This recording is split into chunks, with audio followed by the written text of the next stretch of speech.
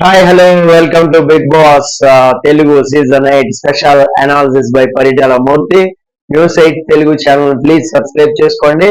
So short and sweet video analysis పెట్టాలనిపించింది నాకు, ఎందుకంటే అబ్బాయి నవీన్ పాయింట్ అనేది చాలా బాగా నచ్చింది నాకు, అందుకని ఈ వీడియో అనేది చేస్తున్నా. పాయింట్స్ చాలా బాగా నచ్చాయి.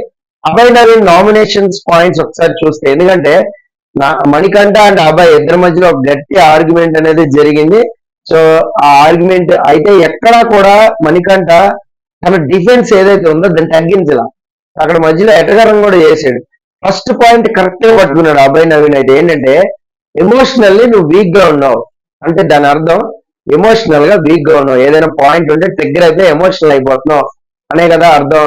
ఇక్కడ మణికంఠ కూడా ఎస్, ఐఎమ్ ఎమోషనల్లీ వీక్, నేను నేషనల్ టెలివిజన్ సాక్షిగా చెప్తున్నా నేను వీక్ గానే ఉన్నా అని అదే పాయింట్ చెప్పి డిపెండ్ చేసుకుంటాడు ఏంటో నాకు అర్థం కాల.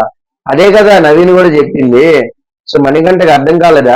ఇది నాకు ఎలా ఉందంటే జాతిరత్నాల సినిమాలో క్లైమాక్స్ లో నవీన్ పోలిశెట్టి చేస్తాడు, క్లైమాక్స్ లో అరిచేసి గట్టిగా ఏదో పిచ్చివాదం చేసేస్తాడు, చైనా నూడిల్స్ వరకు తీసుకొస్తాడు దాన్ని. ఆవేశంగా ఏదో మాట్లాడుతుంటే టీవీ దగ్గర ఉన్న విజయ్ దేవరకొండ బా ఈ మాట్లాడాడబ్బా అంటాడు. అక్కడ ఏం మాట్లాడాడు పాయింట్ తెలియదు కదా, ఆవేశంగా చప్పట్లు కొట్టి దీని అమ్మ జీవితం ఏం మాట్లాడాడరా అన్నట్టు నవీన్ చెప్పిందే మళ్ళీ మణికంఠ తిరిగి చెప్పాడు కదా. కావాలని మళ్ళీ వెళ్ళేదండి మీరు అందరూ. నెక్స్ట్ నవీన్ వచ్చిన తర్వాతే ఆదిత్య వచ్చాడు. బ్రదర్ ఫస్ట్ నేను వచ్చా, తర్వాత ఆదిత్య వచ్చాడు. నువ్వు ఆదిత్య వస్తే నేను పంపించేసాను, అడగండి కావాలంటే అని అంటావేంటి?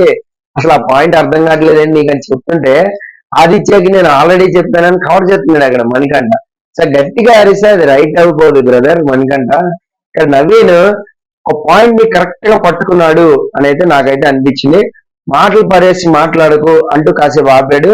ఇక లైవ్ లో అయితే ఇది చాలాసేపు వాళ్ళిద్దరి మధ్యలో కొద్దిగా వాగ్వాదం జరిగింది, ట్రిగ్గర్ అయ్యారు కూడా. ఇక్కడ ఎవరి ఫ్లాష్ బ్యాక్ లాగుంటే ఎవరి ఫ్లాష్ బ్యాక్ ఎవరికి అనవసరం, మనం లోపలికి వచ్చాము హౌస్ లోకి అంటే అన్నిటికీ ప్రిపేర్ అయిపోయి ఉండాలి అని చెప్తున్నప్పుడు యష్మి క్లాప్స్ కొట్టింది. దాంతో మణికంఠకి ఏం మాట్లాడాలో తెలియకుండా ఇంకేదేదో మాట్లాడేశాడు అక్కడ. సో మీకు సామెత చెప్తా చూడండి, అత్తగారు తిట్టినందుకు కాదు తోడు కోడలు నవ్వినందుకు కాలింది కోడలికి అన్నట్లుగా. సో మనోడికి నవీన్ పాయింట్ చెప్తున్నందుకు కాదు, అక్కడ యష్మి కూడా చప్పట్లు కొట్టింది గట్టిగా, నిఖిల్ కూడా ఇలా ఇలా అన్నాడు, అందుకని మనోడికి ఇంకా రెచ్చిపోయాడు అనమాట. సో ఎప్పుడు కూడా నవీన్ కి ఇదే పాయింట్ అవుతుంది. అక్కడ ఎవరైనా నవ్వుతున్నా లేదంటే ఏదైనా చేస్తున్నా అది గమనిస్తూ దానికి ట్రిగ్గర్ అయిపోతా ఉన్నాడు. మీరు కావాలంటే అబ్జర్వ్ చేయండి, తనకి ఏం ముందు వారాలు వెళ్ళేసరికి ఇలాగే ఉంటది. ఇక్కడ హౌస్ లోకి వచ్చాక ఏదైనా సరే తీసుకోవాలి, ఆ క్వాలిటీ నీలో లేదని డైరెక్ట్ పాయింట్ చెప్తుంటే అవేనా విను.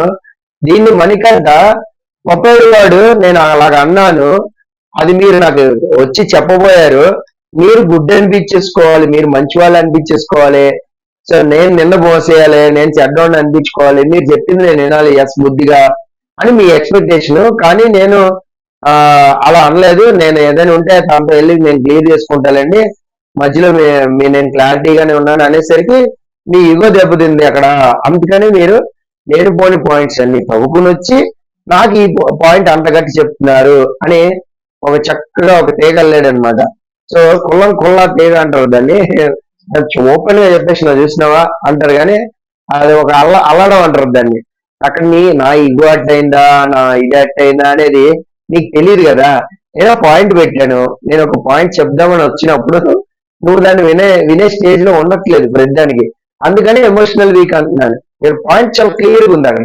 అయితే ఇక్కడ నవీన్ ఆడియన్స్ చూసుకుంటారు, అది ఏమన్నా ఉంటే నా ఈగో ఉందా ఏది ఉందా అంటే వాళ్ళే చెప్తారంటే అయితే ఈ వారం నేను వెళ్ళిపోతే నేను తప్పని. అక్కడ అలాగే ఉండదు కదా. నీ సోషల్ మీడియాలో క్రేజ్ ఉందనుకో ఉంటావు, సోషల్ మీడియాలో క్రేజ్ లేదనుకో వెళ్ళిపోతాం. ఆ సోషల్ మీడియాలో క్రేజ్ లేక మంచి లాజిక్ పాయింట్స్ మాట్లాడిన వాళ్ళు కూడా గతంలో బోల్డ్ మంది పోయారు. అంతేందుకు స్ట్రైట్ ఫార్వర్డ్ గా గేమ్ ఆడాల్సి వచ్చిన టీవీ దేవి నాగవల్లే ఎలిమినేట్ అయిపోయింది 3వ వారం. బికాస్ ఆఫ్ సోషల్ మీడియాలో ఓట్లు పడలేదు, క్రేజ్ లేదు.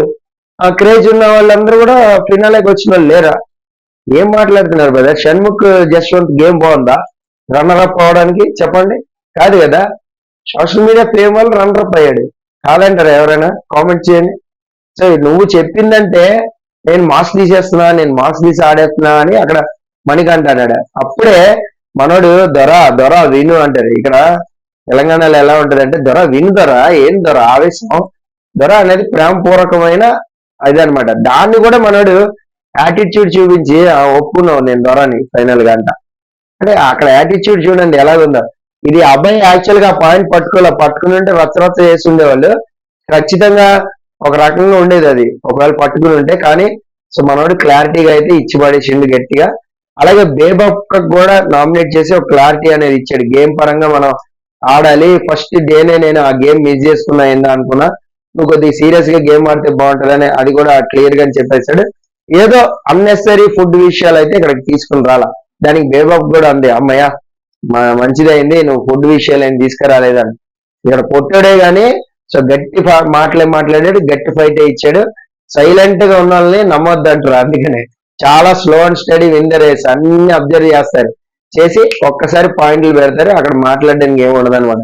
సో మణికంఠ అయితే ఇచ్చి పడేసిండు, డౌటే లేదు. మరి ముందు ఎలా ఆడతాడు ఏంటనేది మనం చూద్దాం. సో ఈ పాయింట్ బాగా నచ్చింది నాకు, అందుకని స్పెషల్ వీడియో చేస్తున్నా. Thank you so much. This is Paritala Murthy signing off. By by.